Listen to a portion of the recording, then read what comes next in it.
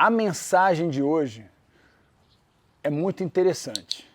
Esses homens levam uma surra e saem pelados, isso mesmo. Eles não só apanharam, eles foram despidos, eles ficaram envergonhados, aterrorizados por esses espíritos malignos, esses demônios que eles tentaram expulsar. O que acontece aqui? Eu creio que eles tentaram abrir a primeira franquia naquela época lá em Efésios, mas não deu certo porque eles não carregavam a glória que tinha que ser imposta por mão. Eu acredito que muitas pessoas tentam copiar o que os outros fazem. Dá certo em algumas coisas, mas no mundo espiritual jamais dará certo. Você precisa receber. Não é algo que você copia, um ato. É uma coisa que acontece internamente, espiritualmente, né? Então eu queria te trazer para Atos, lá no início, a gente vê Paulo saindo de Coríntio, descendo, subindo as regiões altas e chegando em Efésio. E lá ele encontra, né, alguns discípulos e ele pergunta para eles: vocês já receberam o Espírito Santo quando creram? Eles respondem: não, nem sequer ouvimos que existe o Espírito Santo, né? Enfim, eles tiveram o batismo, né, do arrependimento, né, o batismo de João, né? Esse eles receberam, né? E naquela época eles entendiam, né, que seria isso, né? E ouvindo isso, eles foram batizados pelo nome de Jesus, né? E quando Paulo impôs as mãos nesses homens, eles receberam o Espírito Santo e começaram a falar em línguas e a profetizar. Agora, olha que interessante isso. Logo depois desse batismo, né, que eles receberam, a gente vê que algumas pessoas daquela área começam a tentar copiar. Você vê muito isso hoje em dia na social media, as pessoas copiam umas às outras. Isso tudo bem, isso aí dá para você fazer em algumas coisas, né? Você copia um vídeo engraçado, mas o único lugar que a gente não dá para copiar é o espiritual. Nas finanças, no mundo dos negócios, você copia, né? Você faz uma cópia, mas no mundo espiritual, você já parou para pensar que não existe cópia? O mundo espiritual vem com sacrifício. Eu não posso tentar copiar o meu irmão na igreja, achar que eu vou ter o mesmo encontro com Deus. Não, é uma coisa pessoal, né? A vida espiritual é um sacrifício seu, é uma glória sua, você não divide com ninguém, né? Eu falo que é a montanha de um atleta. O atleta, quando vence, a glória, né, é dele, ele não divide isso com ninguém. É óbvio, o atleta divide com a sua equipe, aqueles que colaboraram para eles, mas ele não consegue fazer com que aquela medalha todo mundo receba. É uma medalha só, é um cinturão só, né? E ele divide a glória, e nós, como os cristãos, a gente sabe de quem é a glória, né? Não é nossa, é a glória de Deus, né? E a gente sabe que Deus deixou o Espírito Santo para que ele conduzisse esse relacionamento entre nós e Deus, né? Deus Pai, Deus Filho e Deus o Espírito. Então, para você que é cristão e não lê a sua Bíblia, eu queria que você abrisse aí em Atos 19, você vai ver do 1, o 2, a gente agora vai pular para o 19:9. O que acontece aqui? Sempre vão ter aquelas pessoas que vão falar mal daqueles que vivem a verdade. O que eu quero dizer? Quando a gente começa a falar uma verdade, a gente expõe quem está falando a mentira. E os que falam a mentira tentam difamar aqueles que falam a verdade. Principalmente aqueles que querem lucrar, ganhar dinheiro com seus fiéis, né? Porque eu falo que o pastor, o profeta, ele é o médico da alma. Então você imagina, quando você dá a sua alma para esse pastor, para esse profeta, né, você lhe entrega a sua crença. Então é um perigo muito grande saber quem é que está falando na sua vida e quem você adora. Então assim, a gente vê aqui no 19, alguns deles se endureceram e se recusaram a crer naquilo que Paulo pregava e começaram a falar mal do caminho diante da multidão. O que Paulo faz? se afasta deles. Paulo estava indo lá pregar nos templos e as pessoas começam a falar mal. Por quê? Não estava indo de acordo com aqueles líderes. Mas ele leva com ele os discípulos. Tomando consigo os discípulos, passou a ensinar diariamente na escola de Tirano. Então sempre vão ter aqueles que não querem fazer parte do grupinho. Então um deles é Tirano. E aí a gente vê agora a consequência daqueles que pagam o preço, né? Aqui a gente vai falar sobre os milagres que Paulo acompanhavam. Chegava a acompanhar até as roupas, os utensílios de Paulo, né? Em Atos 19, do 11 ao 12, diz assim: Deus fazia milagres extraordinários por meio de Paulo. O que isso quer significar? Que hoje em dia, desde quando Jesus ressuscita e ele volta, todos os milagres sempre são relacionados a alguma pessoa ou alguém. Deus ele nunca faz algo sozinho, né? Deus ele sempre usou as pessoas, os profetas, né, os homens de Deus. Deus sempre usou um povo. Deus está sempre tentando achar remanescente. E essa remanescente pode ser você.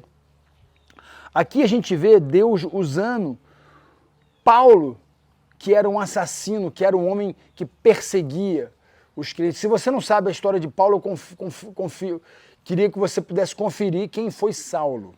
Você vai entender. E aqui diz que de modo que até os lençóis e aventais que Paulo usavam era levado e colocado sobre os enfermos e eles eram curados. Naquela época a gente sabe que as pessoas usavam esse avental, a roupa era uma roupa só, os lençóis que ele dormia. E as pessoas levavam isso e eram curadas de suas doenças, das doenças dos espíritos malignos deles. Então naquela época, eu acredito que muitas pessoas tentam fazer isso hoje em dia. Então vamos fazer lá, você já viu o cara que vende areia lá, que cobra mil reais? É um perigo. Esse é um grande perigo que a igreja está correndo hoje, porque tem muita gente vendendo, achando que dá para você replicar. Lembra? Não é replicar algo, não tem como.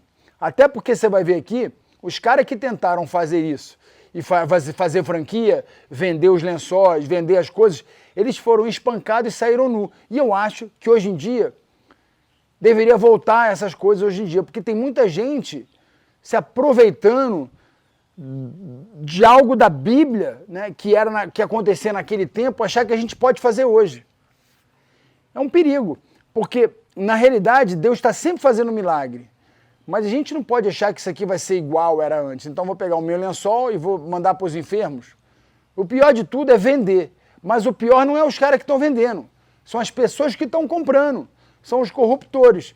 Então se você tem apoiado e feito coisas para você receber, achando que você vai dar o seu dinheiro, que você vai fazer o seu sacrifício e você vai receber, você está enganado. É muito importante você ler a Bíblia e entender que é algo que não se compra, é algo que se recebe, é pela graça. E aqui foi interessante, né, o que acontece. Agora, eu queria te levar para a parte final, né?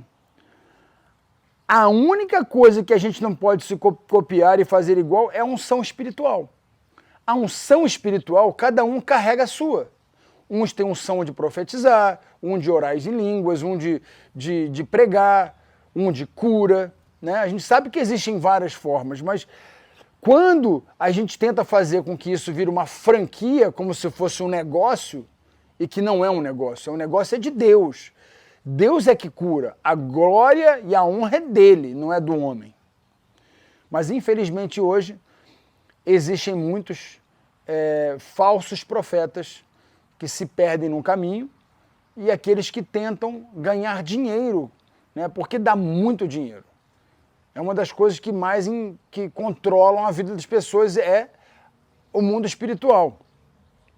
E se você abrir comigo em Atos 19, do 13 ao 16, diz assim: alguns judeus que andavam expulsando espíritos malignos tentaram invocar o nome do Senhor Jesus sobre os endemoniados, dizendo: em nome de Jesus, a quem Paulo prega, eu lhes ordeno que saiam. Os que estavam fazendo isso eram os 7 filhos de Seva. Olha o que acontece. Ele era um dos chefes dos sacerdotes dos judeus, aquele que falavam mal de Paulo.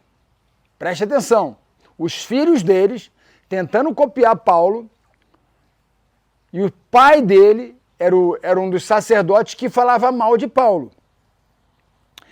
E um dia, um espírito maligno lhes respondeu: Jesus eu conheço, Paulo eu conheço, também sei quem ele é, mas vocês, quem vocês são?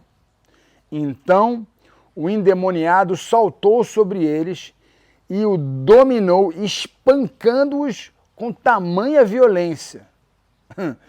E eles fugiram da casa nus e feridos.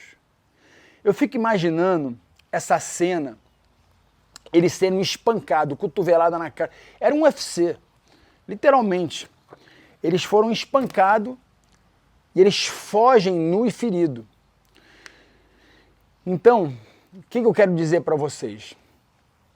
Me faz pensar todos os dias o que eu devo fazer para herdar a vida espiritual. O contato com Deus, ele é vertical. O horizontal somos nós, uns aos outros, né? Comunhando, dividindo a palavra, como eu estou aqui dividindo com vocês. Isso me fez pensar quantas pessoas hoje são escravizadas por homens como Seva, que tinha esses 7 filhos, e que esses 7 filhos queriam algo que o pai não tinha. Mas o pai falava mal daquele que tinha a honra e a glória, que era Paulo. E Paulo, quando dava a glória e a honra, não era dele, era sempre para Deus. Então eu queria ensinar um princípio muito importante. Quando nós vivemos a nossa vida, é muito importante a gente entender. Nós temos que trazer a lenha e o sacrifício. Quem traz o fogo e de quem é a glória é de Deus. Então eu não sei como é que você tem vivido a sua vida. Eu não sei que tipo de profeta você é, que tipo de cristão você é, de que tipo de coisa vocês têm buscado, mas se você é daqueles que têm buscado, né, atrás de profeta, atrás de profecia, atrás de cura, achando que possa ser replicado, você está fazendo algo errado. É muito importante você saber tudo que você precisa, Deus já sabe. Deus vai trazer tudo que você precisa.